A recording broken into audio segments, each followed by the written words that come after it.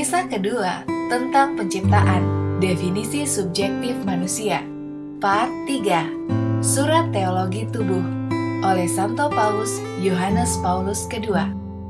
Sehubungan dengan perkataan Kristus tentang pokok bahasan pernikahan, di mana ia mengacu pada kata awal mula. Minggu lalu, kita mengarahkan perhatian kita pada kisah pertama tentang penciptaan manusia dalam bab pertama Kitab Kejadian. Hari ini, kita akan beralih ke kisah kedua yang sering digambarkan sebagai Yahwis, karena menggunakan nama Yahweh untuk Tuhan. Kisah kedua tentang penciptaan manusia yang terkait dengan penyajian tentang kepolosan dan kebahagiaan asli serta kejatuhan pertama, pada dasarnya memiliki karakter yang berbeda. Meskipun tidak ingin mengantisipasi hal-hal khusus dari narasi ini, karena akan lebih baik bagi kita untuk mengingatnya dalam analisis selanjutnya. Kita harus mencatat bahwa seluruh teks dalam merumuskan kebenaran tentang manusia membuat kita takjub dengan kedalamannya yang khas, berbeda dari kedalaman bab pertama Kitab Kejadian. Dapat dikatakan bahwa kedalaman ini bersifat subjektif dan karenanya dalam arti tertentu psikologis. Pada bab kedua Kitab Kejadian merupakan dalam cara tertentu deskripsi dan catatan paling kuno tentang pengetahuan diri manusia. Bersama dengan bab ketiga, bab ini merupakan kesaksian pertama dari hati nurani manusia. Refleksi mendalam terhadap teks ini melalui seluruh bentuk narasi kuno yang memanifestasikan karakter mitos primitifnya, yaitu memberikan kita inti dari hampir semua elemen analisis tentang manusia yang menjadi perhatian antropologi filosofis modern, dan khususnya kontemporer. Dapat dikatakan bahwa Kitab Kejadian 2 menyajikan penciptaan manusia terutama dalam aspek subjektifnya. Dengan membandingkan kedua catatan tersebut, kita menyimpulkan bahwa subjektivitas ini sesuai dengan realitas objektif manusia yang diciptakan menurut gambar Allah. Fakta ini juga, dengan cara lain, penting bagi teologi tubuh, seperti yang akan kita lihat dalam analisis selanjutnya. Penting untuk dicatat bahwa dalam jawabannya kepada orang Farisi, yang di dalamnya ia mengacu pada kata awal mula, Kristus pertama-tama menunjukkan penciptaan manusia dengan merujuk kepada Kejadian 1 ayat 27, yaitu Sang Pencipta sejak semula menciptakan mereka laki-laki dan perempuan. Baru setelah itu, ia mengutip teks Kejadian 2 ayat 24. Kata-kata yang secara langsung menggambarkan kesatuan dan ketakterputusan perkawinan dimunculkan dalam konteks langsung dari kisah kedua tentang penciptaan. Ciri khasnya adalah penciptaan perempuan secara terpisah. Lihatlah dalam Kejadian 2 ayat 18-23. Sedangkan kisah tentang penciptaan laki-laki pertama ditemukan dalam Kejadian 2 ayat 5-7. Alkitab menyebut manusia pertama sebagai manusia atau Adam. Tetapi, sejak saat penciptaan wanita pertama, Alkitab mulai menyebutnya manusia atau Ish dalam kaitannya dengan Isyah atau wanita, karena ia diambil dari pria, Ish. Penting juga bahwa ketika merujuk pada Kejadian 2 ayat 24, Kristus tidak hanya menghubungkan kata awal mula dengan misteri penciptaan, tetapi juga menuntun kita, bisa dikatakan ke batas kepolosan primitif manusia dan dosa asal. Kitab Kejadian menempatkan deskripsi kedua tentang penciptaan manusia tepat dalam konteks ini. Di sana kita membaca pertama-tama yaitu yang berbunyi, Dan dari tulang rusuk yang diambil Tuhan Allah dari manusia itu, dibangunkannyalah seorang perempuan. Lalu dibawanya kepada manusia itu. Lalu berkatalah manusia itu, "Inilah dia, tulang dari tulangku, dan daging dari dagingku. Ia akan disebut perempuan, sebab ia diambil dari laki-laki." Seperti dalam kitab Kejadian 2 ayat 22-23. Sebab itu, laki-laki akan meninggalkan ayah dan ibunya dan bersatu dengan istrinya, sehingga keduanya menjadi satu daging. Seperti dalam kitab Kejadian 2 ayat 24. Dan keduanya telanjang, laki-laki dan istrinya itu, tetapi mereka tidak merasa malu. Seperti dalam Kejadian 2 ayat 25.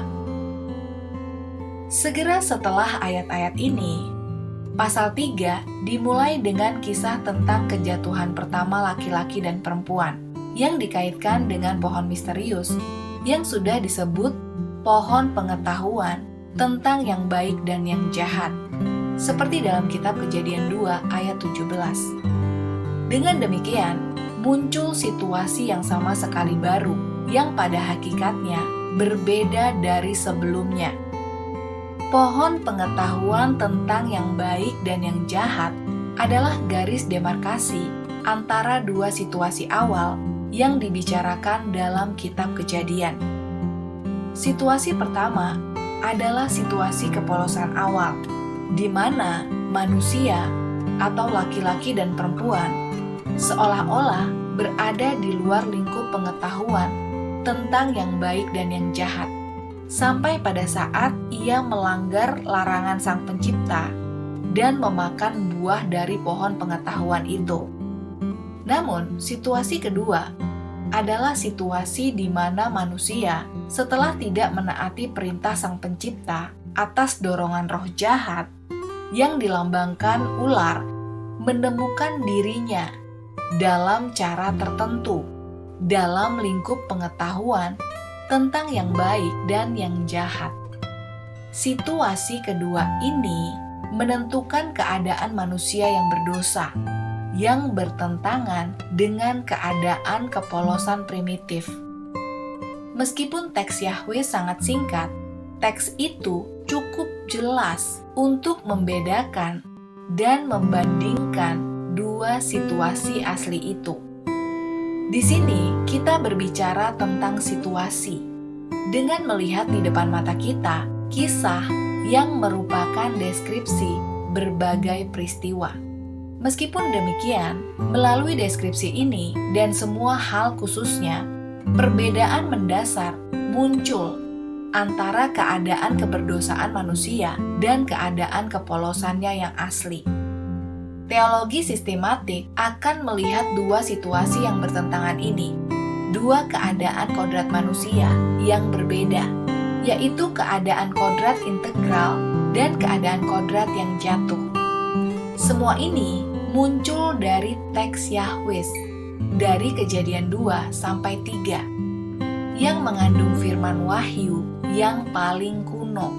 Jelas bahwa firman itu memiliki signifikasi mendasar bagi teologi manusia dan bagi teologi tubuh. Ketika Kristus mengacu pada kata awal mula, mengarahkan para penanya kepada kata-kata yang tertulis dalam kitab Kejadian 2 ayat 24, ia memerintahkan mereka dalam arti tertentu untuk melampaui batas yang dalam teks Yahweh dari Kejadian berada di antara situasi pertama dan kedua manusia. Ia tidak menyetujui apa yang telah diizinkan Musa karena kekerasan hati mereka. Ia mengacu kepada kata-kata dari peraturan ilahi yang pertama, yang dalam teks ini secara tegas dikaitkan dengan keadaan kepolosan asli manusia. Ini berarti bahwa peraturan ini tidak kehilangan kekuatannya, meskipun manusia telah kehilangan kepolosan primitifnya. Jawaban Kristus tegas dan jelas. Oleh karena itu, kita harus menarik kesimpulan normatif darinya yang memiliki signifikasi esensial, tidak hanya untuk etika, tetapi terutama untuk teologi manusia dan untuk teologi tubuh. Sebagai elemen khusus dari antropologi teologis, hal itu dibentuk atas dasar firman Tuhan yang diwahyukan. Selama pertemuan berikutnya, kita akan berusaha untuk menarik kesimpulan ini. Catatannya, pertama, jika dalam bahasa rasionalisme abad ke-19, istilah mitos menunjukkan apa yang tidak terkandung dalam realitas, produk imajinasi atau wound, atau apa yang tidak rasional. Abad ke-20 telah mengubah konsep mitos. Elwolf melihat mitos sebagai filsafat alam, primitif dan religius. R. Otto menganggapnya sebagai instrumen pengetahuan religius. Namun, bagi Si Jiung, mitos adalah manifestasi dari arketipe dan ekspresi dari ketidaksadaran kolektif, dalam tanda kutip, simbol dari proses-proses batin. Sedangkan M. Eliade menemukan dalam mitos struktur realitas yang tidak dapat diakses oleh penyelidikan rasional dan empiris. Mitos mengubah peristiwa menjadi sebuah kategori dan membuat kita mampu memahami realitas transendental. Ia bukan hanya sekedar simbol dari proses-proses batin, sebagaimana yang dinyatakan oleh Si Jiung. Namun, ia adalah tindakan otonom dan kreatif dari jiwa manusia yang melaluinya wahyu direalisasikan. Lihatlah dalam buku Traite de soi de religion atau Risalah tentang Sejarah Agama dalam bahasa Prancis. Kira-kira seperti itu penyebutannya. Maaf kalau salah. Paris, tahun 1949, halaman 363. Dan Image et Symbole atau Gambar dan Simbol, Paris, tahun 1952, halaman 199 sampai 235. Menurut Pitillich, mitos adalah simbol yang dibentuk oleh unsur-unsur realitas untuk menghadirkan kemutlakan dan transendensi keberadaan yang menjadi tujuan tindakan keagamaan. Sedangkan menurut H. Schleyer menekankan bahwa mitos tidak mengetahui fakta-fakta historis dan tidak membutuhkannya, karena mitos menggambarkan takdir kosmik manusia yang selalu identik. Singkatnya, mitos cenderung mengetahui apa yang tidak dapat diketahui. Menurut P. Ricoeur, mitos adalah sesuatu yang lain daripada sekedar penjelasan tentang dunia, tentang sejarahnya dan takdirnya. Mitos mengungkapkan dalam konteks dunia, bahkan tentang apa yang berada di luar dunia, atau tentang dunia kedua, pemahaman yang dimiliki manusia tentang dirinya sendiri melalui hubungan dengan hal mendasar dan batas keberadaannya. Mitos mengungkapkan dalam bahasa objektif pemahaman yang dimiliki manusia tentang ketergantungannya terhadap apa yang ada di batas dan asal-usul dunianya, yang ditulis dalam bukunya oleh P. Ricoeur yang berjudul L'Iconfie des Interprétations. Kira-kira penyebutannya seperti itu, maaf kalau salah. Atau Konflik Interpretasi, Paris Chui, tahun 1969, halaman 383. Sedangkan mitos Adam adalah mitos antropologis yang paling unggul. Adam berarti manusia. Namun, tidak setiap mitos tentang manusia purba adalah mitos Adam yang benar-benar antropologis.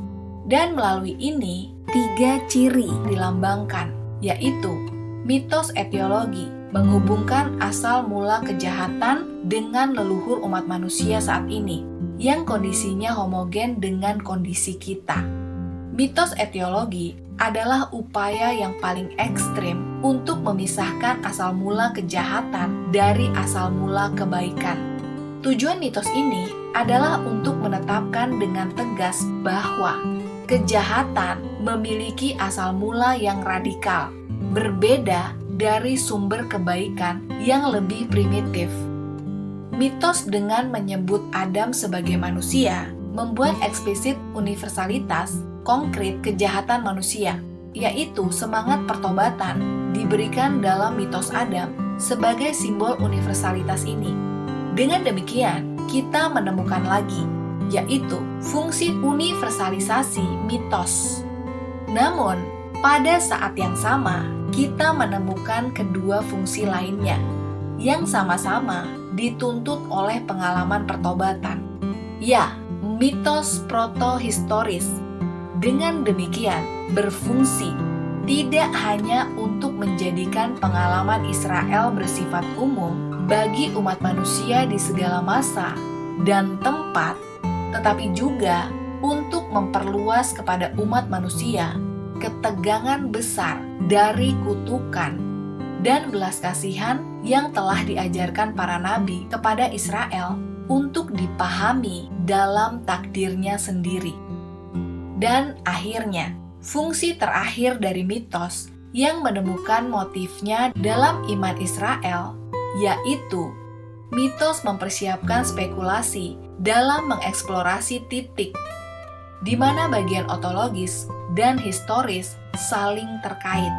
Tertulis dalam bukunya P. Ricoeur yang berjudul dalam bahasa Prancis atau judul bukunya yang berarti dalam bahasa Indonesia, Keterbatasan dan Rasa Bersalah, ini melambangkan kejahatan. Paris Uber, tahun 1960, halaman 218 sampai 227. Mengenai etimologi, tidak dikecualikan bahwa istilah Ibrani ish berasal dari akar kata yang berarti kekuatan, ish atau wish. Sedangkan isyah dikaitkan dengan serangkaian istilah semitik yang maknanya bervariasi antara wanita dan istri. Etimologi yang diajukan oleh teks Alkitab bersifat populer dan berfungsi untuk menggarisbawahi kesatuan asal-usul pria dan wanita. Hal ini tampaknya dikonfirmasi oleh asonansi kedua istilah tersebut. Ketiga, bahasa agama itu sendiri menyerukan transposisi dari gambar atau lebih tepatnya modalistik simbolik ke modalistik konseptual ekspresi. Sekilas, transposisi ini mungkin tampak sebagai perubahan yang murni ekstrinsit. Bahasa simbolik tampaknya tidak memadai untuk memperkenalkan konsep tersebut, karena alasan yang khusus bagi budaya Barat. Dalam budaya ini, bahasa agama selalu dikondisikan oleh bahasa lain. Bahasa filosofis yang merupakan bahasa konseptual dalam bahasa Prancis berbunyi par excellence atau berarti keunggulan yang setara. Jika benar bahwa kosakata agama dipahami hanya dalam komunitas yang menafsirkannya dan menurut tradisi penafsiran, maka benar juga bahwa tidak ada tradisi penafsiran yang tidak dimediasi oleh beberapa konsepsi filosofis. Jadi, kata Tuhan yang dalam konteks Alkitab menerima maknanya dari konvergensi berbagai mode wacana, seperti narasi, nubuat, teks legislatif, dan literatur hikmat, peribahasa, dan himne. Melihat konvergensi ini baik sebagai titik persimpangan maupun sebagai cakrawala yang menghindari segala bentuk, harus diserap dalam ruang konseptual agar dapat ditafsirkan ulang dalam konteks absolut filosofis. Sebagai penggerak pertama, penyebab pertama, actus essendi, wujud sempurna, dan sebagainya. Oleh karena itu, konsep kita tentang Tuhan berkaitan dengan ontoteologi yang di dalamnya terorganisasi seluruh konstelasi kata-kata kunci sistematik teologis, tetapi dalam kerangka makna yang ditentukan oleh metafisika. Seperti dalam bukunya P. Ricoeur yang berjudul Versa Morsilia tahun 1978, halaman 140-141, yang judul aslinya Biblical Hermeneutics atau Hermeneutika Alkitab, Montana, tahun 1975. Pertanyaannya, apakah reduksi metafisik benar-benar mengungkapkan isi yang disembunyikan oleh bahasa simbolis dan metaforis di dalamnya adalah masalah lain? Demikian surat kabar Tata Suci oleh Santo Paus Yohanes Paulus II tentang teologi tubuh, part 3 dari 128. Sampai jumpa lagi di part berikutnya. Semoga hal ini dapat menjadi inspirasi iman kita semua. Dan ingatlah untuk selalu tetap setia pada iman Katolik kita. Sampai jumpa lagi bersama saya, Benedikta. Salam sukacita.